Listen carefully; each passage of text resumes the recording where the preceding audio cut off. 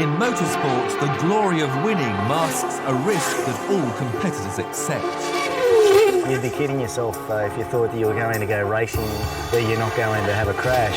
These crashes are extraordinary, pushing the human body to its limits, sometimes with fatal consequences. Because you're having an aircraft accident, you're not having a car accident. It's kind of like jumping out of an intercity train, I would say, if you were trying to replicate that experience at home. Welcome to the violent world of the ultimate racing crashes.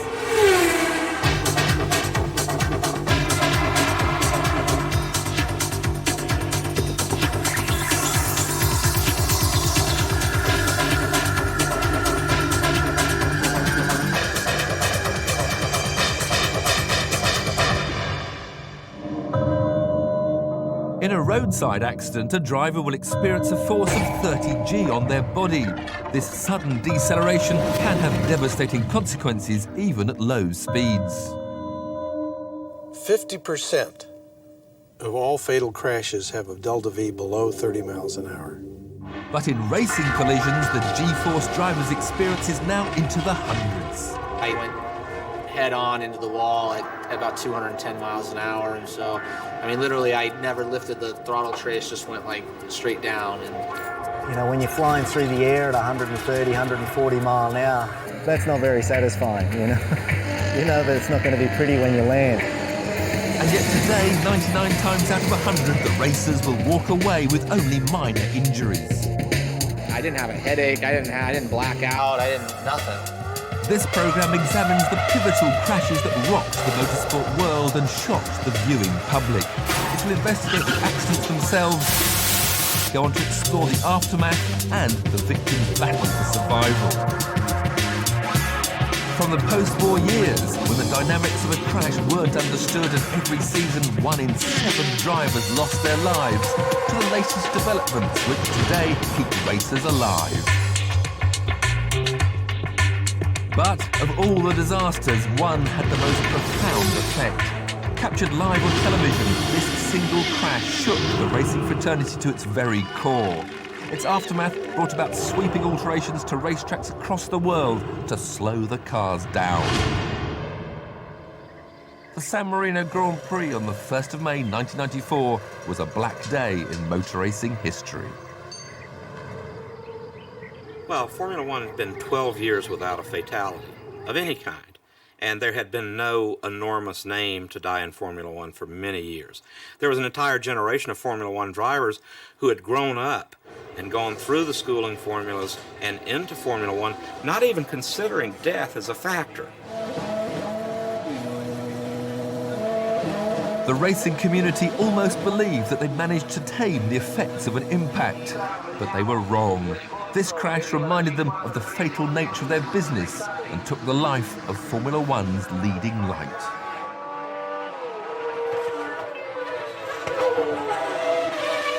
Ayrton Senna was one guy who could not die in a race car. He was just too good. He was the Mozart of Formula One drivers. He was meticulous. He was brilliant. He couldn't die. Senna had reached the point where he was unquestionably the man. He was the benchmark. He'd won the championship 3 times. At that time, Imola in northern Italy was one of the fastest tracks in Formula One, thus one of the most exciting to race on. But that weekend started badly when Senna's fellow Brazilian Rubens Barrichello crashed during Friday's qualifying session. Senna was deeply upset by that accident, went to visit Barrichello, was relieved he was okay. But there's no question that Friday evening, everybody had been given a little bit of a jolt here. Saturday, of course, we had the death of Roland Ratzenberger. The fact that Ratzenberger's crash was the result of a car failure was of little consequence. A visibly upset Senna even confessed to his girlfriend that he didn't want to race the next day. He died 24 hours later from a crash at Imola's notorious flat-out corner, Tamburello Bend. Tamburello was this sweeping left-hander, which was technically not a particularly difficult corner. But the problem was that it had this wall on the outside. But that's why it was so exciting. You had disaster right there. You literally were looking disaster in the face in that concrete wall. This is a reconstruction of the view from Senna's car as he approached Tamburello Bend at nearly 230 kilometres an hour. To understand why Senna may have crashed, you need to know a little about the science that keeps these cars on the road. The technology is such that cars have become quicker through corners. Straight line speed doesn't really mean an awful lot.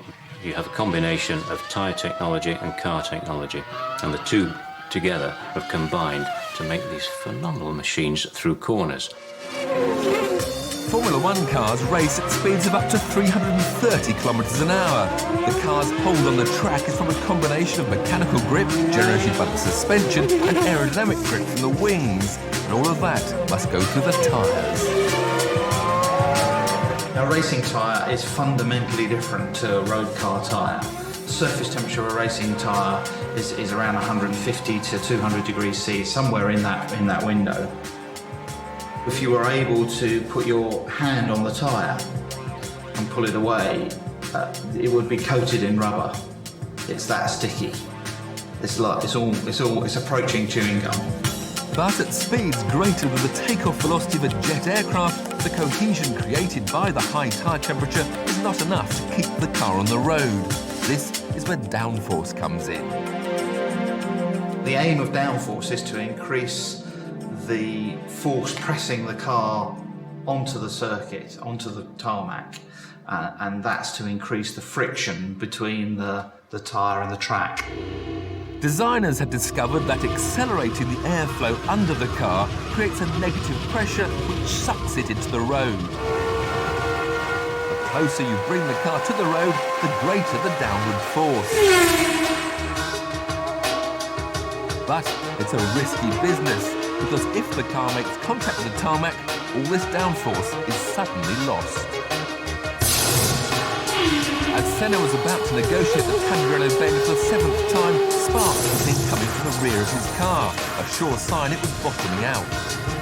When the belly of the car hits, that means that the wheels are now sitting too high in relationship to the car to do you any good for maneuverability, for steering. In 1994, Formula One cars would often bottom out on straights with no consequence, but during cornering, it was a potentially hazardous situation. We've all had conkers on strings and swung them around our heads, and if you cut the string, the conker flies off. It's exactly the same with a racing car. If you lose adhesion or grip with the circuit, you fly off the circuit. Lap 7 of the San Marino Grand Prix, Senna crashed at Tamburello Bend. One of the world's greatest racing drivers, Ayrton Senna, has died after a horrifying crash today at the San Marino Grand Prix in Italy. All of a sudden, the image of Formula One changed. It was back to a blood series worldwide.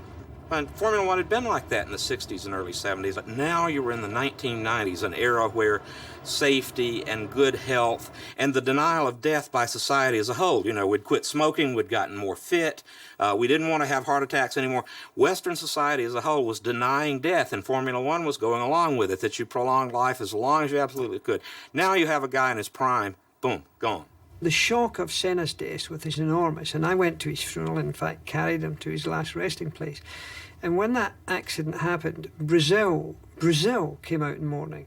I mean, the roads were lined 10 deep for the funeral procession. The fact Ayrton Senna's death was witnessed live by millions sent shockwaves across the world. But inside the racing fraternity, people were still trying to understand how he'd been killed at all. That shouldn't have been a fatal accident, because cars went off the circuit quite frequently, and they're built so strongly even then that it should have been able to withstand the impact, and he would normally have been expected to walk away from that car. He was just unlucky because the impact was such, the tyre was thrown back, hit him on the head and killed him. Formula One quickly introduced drastic new safety measures. The car's sides were built up and wheel tethers were added to keep them from reaching the drivers. At the same time, circuits across the world were altered to slow them down, and Tamburello Bend would never be the same again.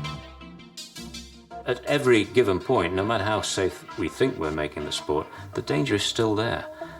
But then that is the essential element of the sport. And people think motor racing is safe today. Well, it is, until the wrong accident occurs. There's something very gladiatorial about the sport. These guys put themselves on the line every time they get into that car. No matter what, there will always be crashes, but today's drivers face a different world to those who raced in the terrifying early years. When motor racing resumed after the Second World War, Europe was shattered, but although the risks in such a devastating environment were extreme, the passion to race was all the more great because it represented freedom. The really great thing about immediate post-war racing was the sense of relief, I think, and that was best expressed to me by George Abacassis, the great British privateer of the time who founded the HWM team. And I said to him once, George, you know, in the late 40s when you resumed racing on the continent, wasn't it dangerous? And he took his cigarette and its holder out of his mouth, gorgeous George, and said, good Lord, Doug, no, it wasn't dangerous at all, he said. You've got to remember, for the first time in 6 years, we weren't being shot at. I remember going to my father and saying I want to be a racing driver. He nearly went ballistic. But to cut a long story short, he said, well, if you're going to race, you're going to wear a crash hat. And I can remember turning to my father and saying, Dad, that's a bit sissy. You know, the fast drivers, people like Chiron and Sommer, and they weren't wearing crash hats, they wore these cloth helmets. We didn't wear seatbelts because when you have a shunt, of course, the likelihood of fire was immense. So really, if you were lucky enough, you'd be thrown out and hope you landed on something not too hard. But this daring mystique came to a sobering end in a horrifying accident with disastrous consequences in 1955 at Le Mans. In 1955, I was driving for Mercedes-Benz and I was teamed with Fangio. And Pierre Levesque, of course, was in one of the Mercedes as an invitation drive because he'd done so well the year before. Pierre Levesque, driving a Mercedes, crashed up and over the tail of an Austin Healey driven by Lance Macklin, and the Mercedes impacted on top of the bank in front of a spectator enclosure and broke up, and the front suspension and engine of the Mercedes was thrown through the crowd like a torpedo. And the Mercedes hurled itself like a thunderbolt into an enclosure packed with spectators. It was a tragedy because so many people who were just there to see a race. I mean, a driver accepts the dangers, but for it to go and be the public or a marshal or something, that is fairly unacceptable. What was a terrible freak accident produced such a devastating death toll that it very nearly ended motorsport. The grim record that will be remembered from this race at Le Mans is of some 80 dead and more than 100 injured. Across the world, races were cancelled, and many countries, including Switzerland, have banned racing to this day. But even after this tragedy, the authorities were incapable of improving safety for the drivers. People generally look over their shoulder and see things through rose-coloured glasses, and they were the good old days. If you raced as a Formula One Grand Prix driver for a period of 5 years, the batting average was that there was a 2 out of 3 chance you were going to die. So they were bad years. It would take yet another big name to crash to improve safety. But Jackie Stewart's horrific experience at the 1966 Belgian Grand Prix proved that the aftermath was just as deadly as the impact. Jackie Stewart smashed broadside into the stone abutment of a barn that was there, and that bent the car in two, crushed in the top of the cockpit until the cockpit opening was only 10 inches wide. It twisted Jackie's pelvis round so that he was lying effectively on his side in the cockpit. And I was trapped for some 20-odd minutes in the car, semi-conscious, coming and going in and out of consciousness. with the electrics not being able to be switched off and me not being able to get out the car. And the fuel tanks burst and the cockpit then filled up with fuel because he was on full tanks and there was nowhere for the fuel to go. And it began to top up the cockpit. So he was laying strapped and trapped in a bath of petrol. I was taken eventually, when they found an ambulance, to what they called a medical centre, which was just concrete floor.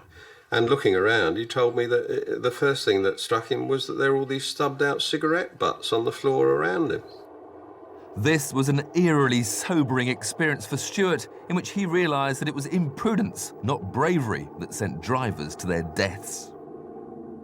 Everybody knew the sport was dangerous. It wasn't as if suddenly we found that tiddlywinks was dangerous if you broke your nail and you get some terrible infection underneath your nail. I mean, this was something that we knew we were losing lives on, and we knew that cars crashed, and we knew that we were sometimes catching fire. We knew all of those things, but there were no adequate protection or amenities to either suffocate fires quickly enough or get drivers out of cars or get them to hospitals properly. As a result of Stewart's tireless campaigning, by the late 70s, rapid medical response was compulsory in racing. However, the drivers were still vulnerable, and 1 in 7 was dying on the racetrack each year. In order to prevent more fatalities, the crash needed scientific management. But it would take until the 80s for a major step forward to be passed down from a device that had been used to understand passenger car injury for over a decade. When we run a car into the barrier at the proving grounds for the development of a passenger car for safety, we put accelerometers on the chassis, and that gives us the basic, what we call crash pulse or crash signature of the structure of the car. The accelerometer acts like a black box in an aeroplane, analysing what happens to the car's chassis as it crashes. By placing this accelerometer into the race cars, the engineers could record the real crash in microscopic increments of time. This would tell the engineers precisely when and how the crash happened and what forces injured the driver. For the first time, the racetrack had become an extension of the safety laboratory and the drivers, their test pilots.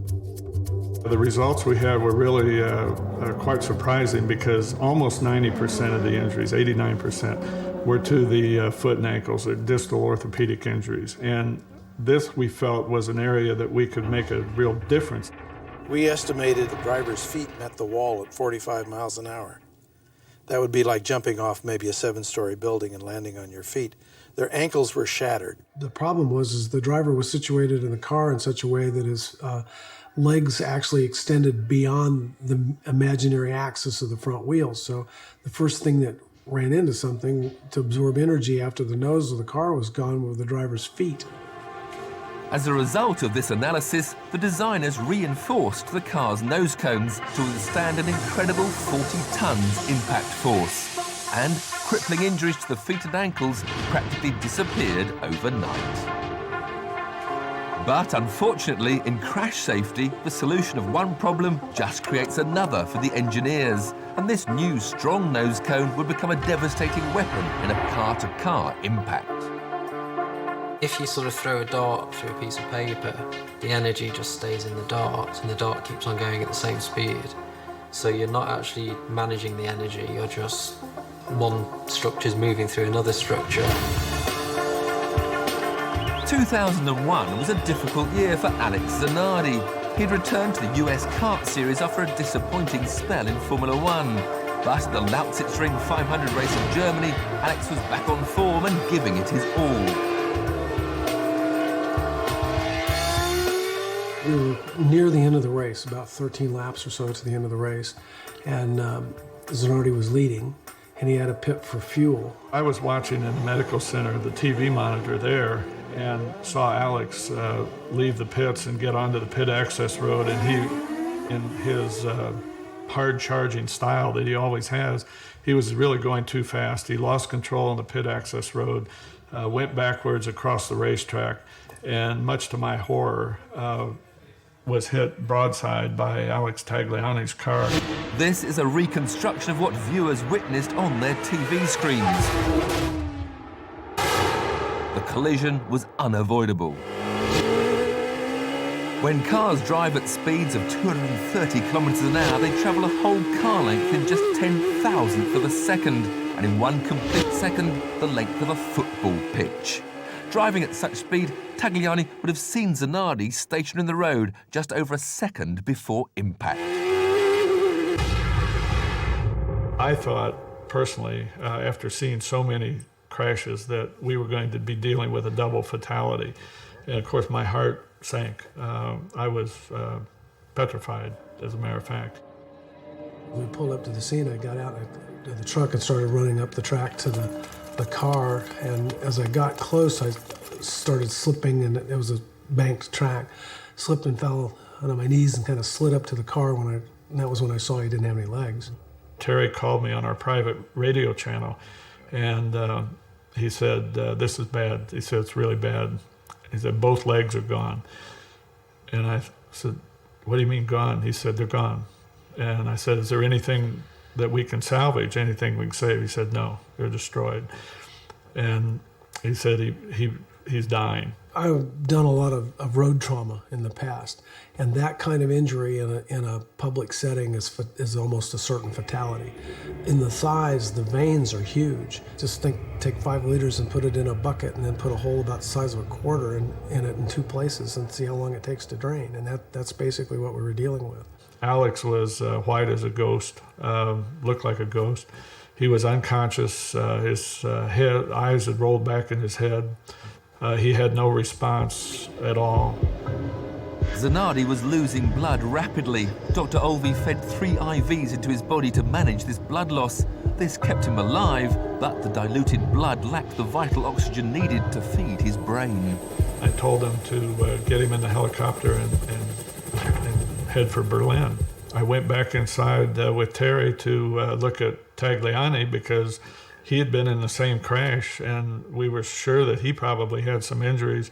So we examined him quickly, determined there was nothing life-threatening with Tag, brought him out on a stretcher to go in a second helicopter, realized that the first helicopter with Alex was still there.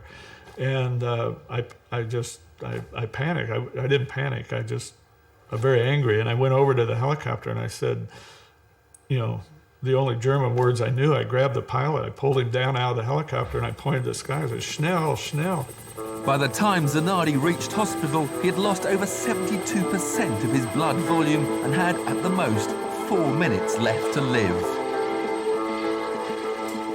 Once stabilised, the doctors now turned their attention to the brain damage this massive blood loss may have caused and placed Zanardi into an induced coma. The induced coma is a method of brain protection. If you can keep the brain quiet in the initial stages of a concussion, whether it's a moderate or severe concussion or a really bad head injury, it's beneficial and allows the brain cells to kind of regroup and begin the healing process. After 3 days, Zanardi was reanimated. Daniela, Alex's wife, wanted to be the first one in there when he started to wake up, and we were just amazed and so pleased that because when he did wake up, he recognized Daniela, and he told her at that time that he'd be okay as long as he had her and his son. Nowadays, it's hoped that improvements in design have almost eradicated the T-bone danger. When you have this T-bone accident, the survival cell is now so strong that it will resist penetration from the bullet car. And what that means is it will tolerate loads in excess of sort of 20 tons. And it will remain absolutely intact, and all the energy is dissipated into the car that impacted. The nose cones fitted to current Formula 1 cars are a very, very efficient energy absorber, which means if a Formula 1 car hits a brick wall at, say, 40 miles an hour, the nose cone will absorb all of that energy with no damage to the wall and no damage to the rest of the vehicle. Alex is back being competitive, old Alex, and I think 6 months after his injury, he was in a hand-controlled go-kart. In a world where crashing is an inevitable part of racing, the determination amongst injured drivers to return to the racetrack is immense. But few have shown such incredible willpower as Grand Prix motorbike rider Mick Doohan.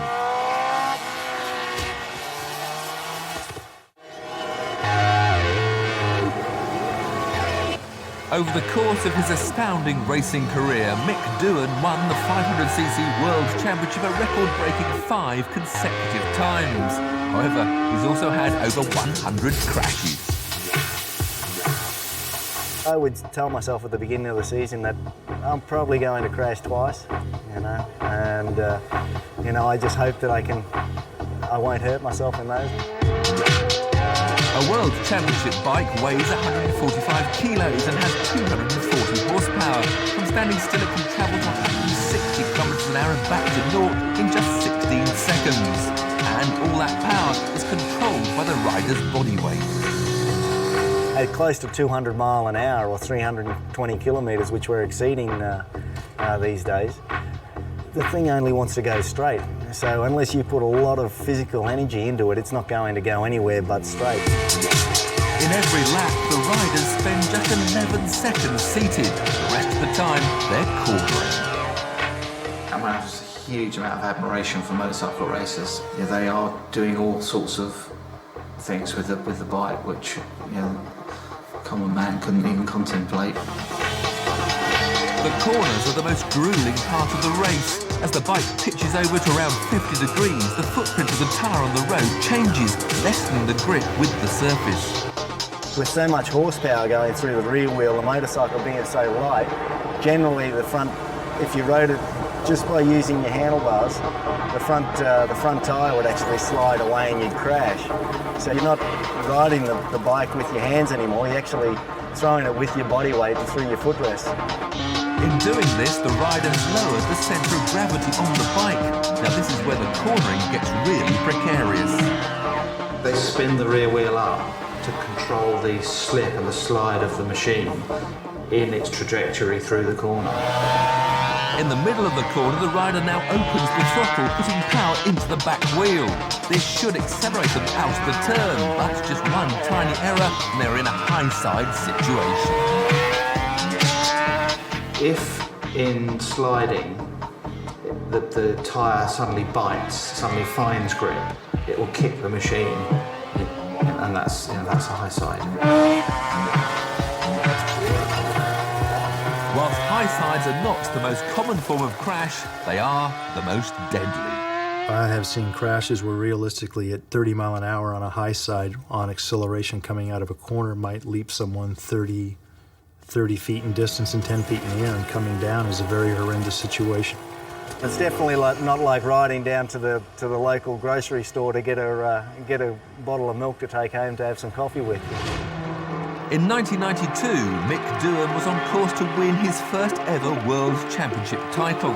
In fact, journalists were already speculating that, with 6 races left, Doohan just needed to win 2 of them to take the title.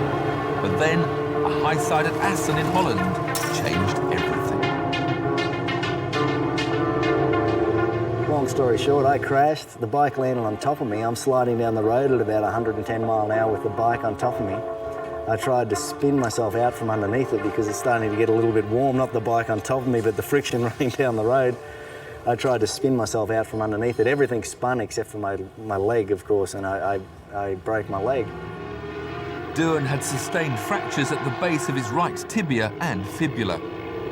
It wasn't what, in medical terms, I'd consider a big injury. It was just a broken leg.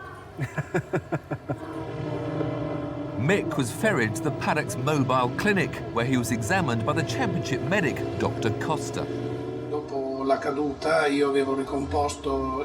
the fall, I put Mick's leg in a cast, and it was healing very well, and would have healed completely without an operation. So I proposed that, instead of surgery, Mick rest and return to the World Championship for the second last race, hoping that his leg would be strong enough to win. Dr. Costa's advice meant 8 weeks away from the championship, but Mick knew that with surgery, he'd be back on the track twice as fast.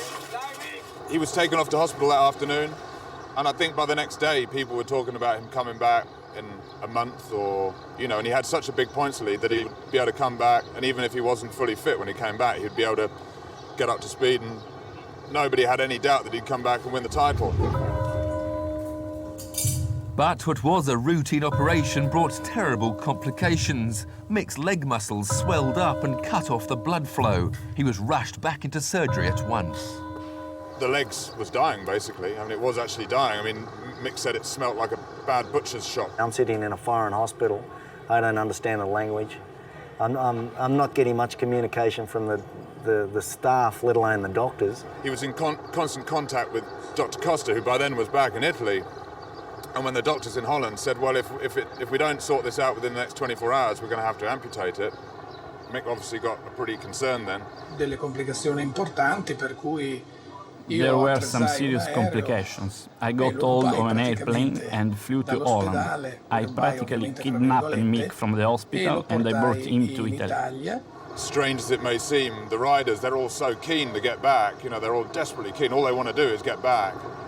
That they're quite happy to kind of undergo fairly extreme treatments to get them back on the track. But I think what Mick went through was probably more extreme than what anybody's done. I just put a total 100% trust into Dr. Costa, really, and I knew that I wanted to get back. There was only one way we were going to achieve that. In an intensive operation not for the feeble-minded, Mick's legs were sewn together. È meno incredibile di quella che si può pensare. It's not as incredible as one would think. I just took all the gangrene parts of the dying leg and attached them to large portions of tissue from the living leg. With the dying leg in contact with the living leg, the goodness could be shared. Made life fairly interesting for 16 days, as you could imagine, but you know, it was something we had to do, and you know, would I do it again? I don't know. I did it then. After that long operation, I consoled Mick. He didn't ask me how the operation went. He didn't ask me what had happened. He only said, I want to race and conquer the World Championship. When he came back to racing at Brazil with 2 or 3 races left, he still couldn't walk. He was on crutches. And I mean, he was green, you know, his face was green. He was that kind of poorly. Mick was back on the track within 6 weeks. It was an incredible sign of his determination, but this level of commitment would come at a price.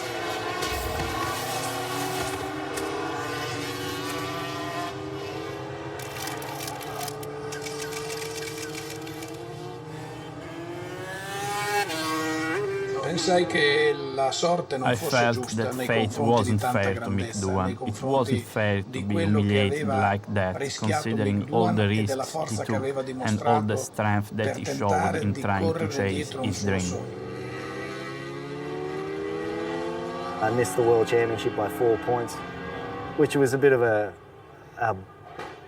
you know, looking back on it, I was very disappointed, but also looking back on it, it was also probably a godsend as well, because had I won the championship, I probably would have stopped. Instead, Mick was determined to recover and held his sights on the World Championship. In what would become a phenomenal comeback, Mick had to reinvent the way he rode a motorcycle.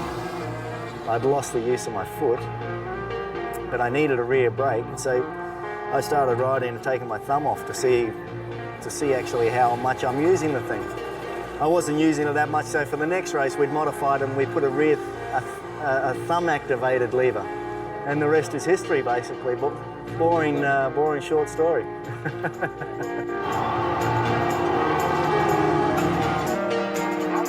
Mick finally became the world champion in 1994, a title which he held for an incredible 5 consecutive years. For me, second, you've lost, you know, so second really didn't mean anything to me. So winning was what it was all about, and getting the most out of myself and out of the motorcycle. But like so many riders before him, Mick was finally forced to retire after another devastating crash. You don't see people walk away from this sport healthy generally. I know two. Okay? Two in the last 20 years who've walked away with virtually no serious injury. All riders and drivers understand that the price of victory is based on the risks they're willing to take. There's only two types of oval drivers, those that have hit the wall and those who are about to. But for some, it's their death that becomes their legacy. Oh no! Something went terribly wrong! In motorsport, freak injuries will always occur. Today, scientists are working on those which are preventable. To this day, head injuries are the #1 cause of fatality in all series of motorsports. So the head is kind of loose compared to the torso that's restrained in the car. The head and neck are allowed to kind of freely move around in the event of a crash. Working to prevent disabling injuries, the engineers had found ways of better restraining the driver during impact. But this had created another problem. When you restrain the torso heavily and the head whips, there are very high centrifugal forces developed that pull on the head and will either break your neck or break the base of the skull. The reason for these high neck loads was eerily simple, and it was down to the duration the crash pulse lasts. Today, what we're trying to understand with race car crash data is to try to simulate on our sled the actual crash that the actual race car had, because we can reproduce the acceleration now on the sled and we can find out what happened to that driver. This 50-kilometre-an-hour velocity change sled test is comparable to a 200-kilometre-an-hour impact.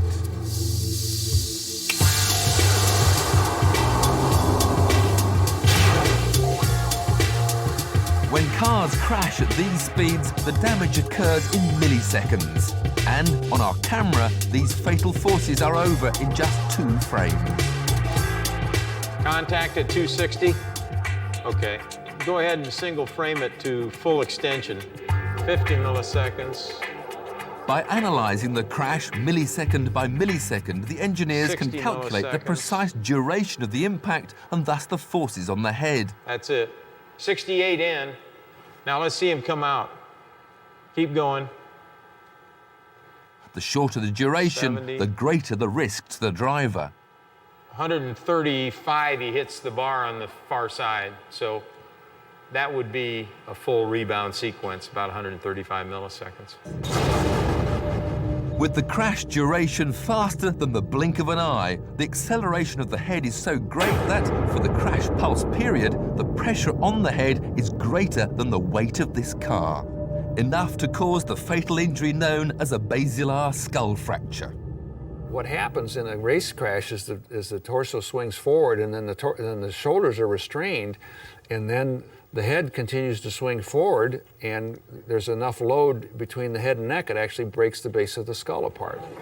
The basilar skull fracture is not a new type of injury. It's been around for centuries in the form of judicial hanging. But in race cars, it was a string of deaths in the NASCAR stock car series that was to thrust it into the spotlight.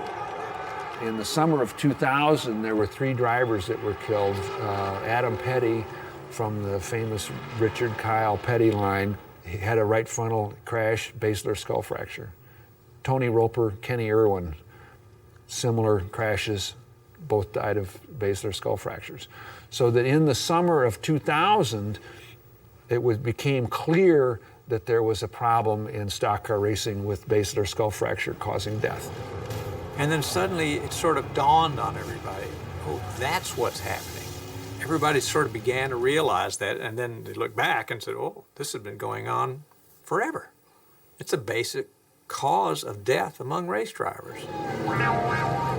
In what became a controversial crusade to get stock car drivers to wear head restraints, the engineers concluded that the 3 NASCAR fatalities would have been prevented had the drivers worn a recently invented restraint system known as the Hans device.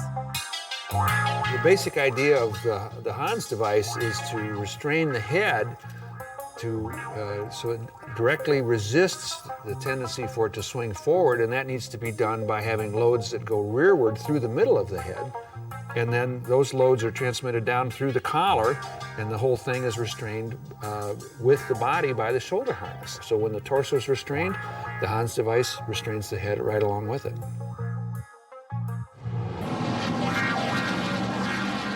The Ford and General Motors engineers come here to Indianapolis and they plead with the NASCAR driver, start wearing the Hans device, it'll save your life. And they get almost deaf ears, and they find drivers say, oh, I don't necessarily believe that basal skull fracture stuff. Who ever heard of that stuff? You know, and here's some scientist. Who is this Dr. Robert Hubbard from Michigan State? You know, here's some egghead from some Yankee university, you know, coming down here telling us how to do things. And Earnhardt was pretty much the ringleader against it. He once referred to the Hans device as, quote, that damn noose. Dale Earnhardt was a 7 times NASCAR champion and a legend to stock car fans across the United States. But he was a renegade when it came to safety, and to many his opinions against the Hans epitomised the scepticism of the NASCAR community. His common sense told him if you wore straps around your helmet and you got in a crash, it was going to hang you. So he referred to the Hans as the noose because he thought it was going to kill him rather than save him. As soon as I realized that it was practical, that it would work, at that instant in time, I became a fanatic, quietly resolved to continue working on this thing until it was used commonly.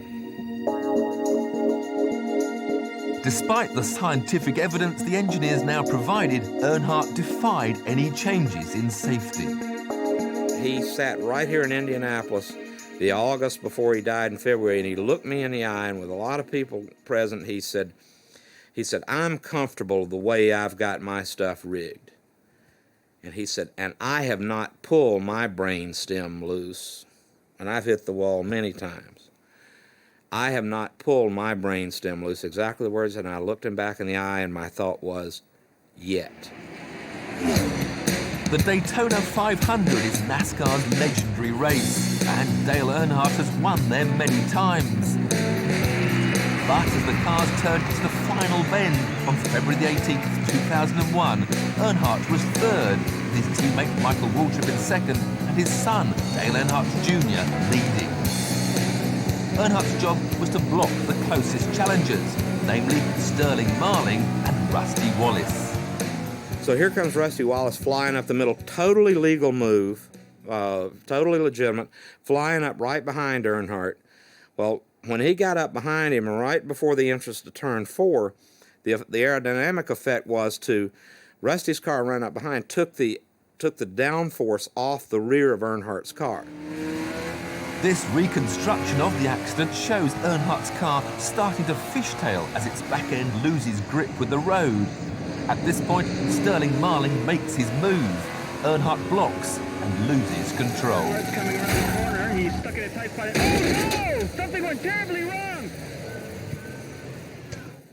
This is undoubtedly one of the toughest announcements that I've ever personally had to make. But after the accident in turn 4 at the end of the Daytona 500, we've lost Dale Earnhardt. There is still debate about exactly what went on inside the car, but what is certain is that the first impact from number 36 veered Earnhardt's car into a deadly trajectory angle with the wall. Racing drivers call this the 1 o'clock hit because it stops the car immediately. Well, the Earnhardt crash is a complicated crash because it was a double hit. He was hit on the side and then he hit the wall. And the direction of the impact with the wall was such that his head went off to the right and missed the steering wheel.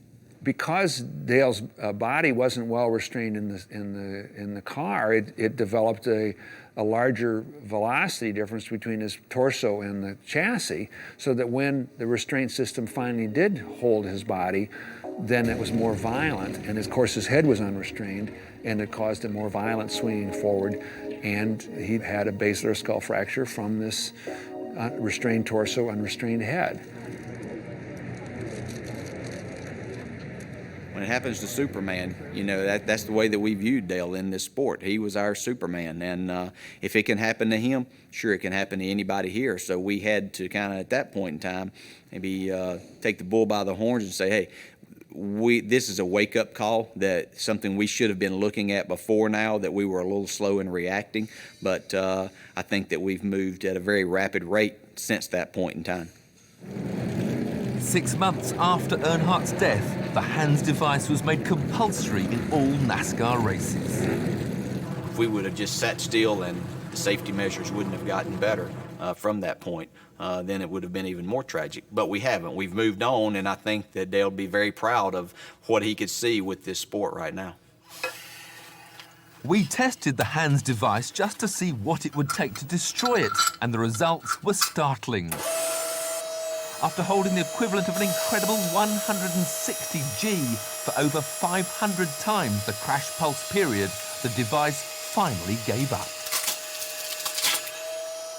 Conceptually, there is no limit to the acceleration levels that the Hans device will help restrain the guy's head in a crash. The Hans performance in real race car accidents is startling as well. It went head-on into the wall at about 210 miles an hour, and so, I mean, literally, I never lifted the throttle trace, just went like straight down. And at a record impact force of 139 G, Richie Hearn's crash is the accelerometer's highest ever recorded impact. The tub crushed, he broke his foot. No head or neck injuries. I didn't have a headache, I didn't black out, nothing. I mean, I didn't have a mark on me except for my foot. Rich's survival is true testament to the safety devices now implemented in all race cars, and a triumph for the scientists and medics who have dedicatedly worked to protect drivers over the last 3 decades.